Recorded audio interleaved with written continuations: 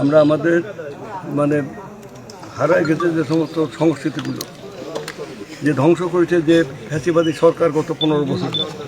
এখানে শিক্ষা শেষ করেছে, সংস্কৃতি শেষ করেছে, এখানে আপনার কী বলে যে সমাজ ধ্বংস করেছে, ইতিহাস মানে পাল্টে দিচ্ছে। এখানে কীভাবে সংস্কৃতি শেষ করবে? বিদেশি নর্তন কুদ্দন অপসংস্কৃতি এই জায়গায় সবসময় এইগুলো দেখানো হয়েছে।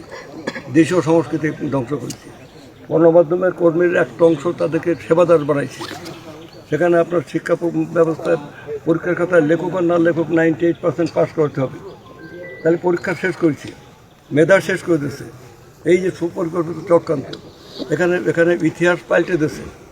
জিয়াউর রহমানের নামই দেয়নি, ইতিহাস বানাইছে জিয়াউর রহমানের। কি জিয়াউর রহমানই স্বাধীনতার ঘোষণা দিচ্ছে, সবাই পালিয়ে গেছে, জিয়াউর রহমান ঘোষণা দিচ্ছে। তখন যুদ্ধ হয়েছে, আমরা তো তখন যুদ্ধ করেছি। আমরা ভুয়া ওদের মতো ভুয়া মুক্তিযোদ্ধা সার্টিফিকেট ভরে দিচ্ছে, আমরা সার্টিফিকেটও নিইনি। কিন্তু আমি যে এখানে অর্গানাইজ করেছি, করেছি মানে মুক্তিযুদ্ধে অংশগ্রহণ করেছি, এটা সবাই জানে। এই আমাদের লোক দু একজন বেঁচে থাকে।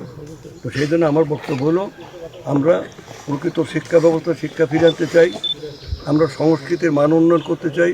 এখানে আবার যাত্রা চালু হবে, এখানে নাটক চালু হবে, এখানে হাসন রাজার গান হবে, লালন ফকির গান হবে। কালকে সারা বাংলাদেশে 8 জায়গায় আমরা রবীন্দ্র জয়ন্তী পালন করছি, নজরুল জয়ন্তী আসতেছে। এটা সরকারিভাবে।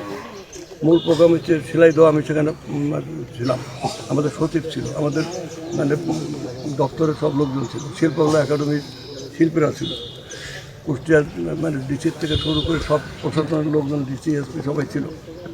আমরা নজরুল জয়ন্তী 5 দিন ব্যাপী সারা বাংলাদেশে আমরা করব। রবীন্দ্র জয়ন্তী 3 দিন, কোথাও 5 দিন এটা চলছে।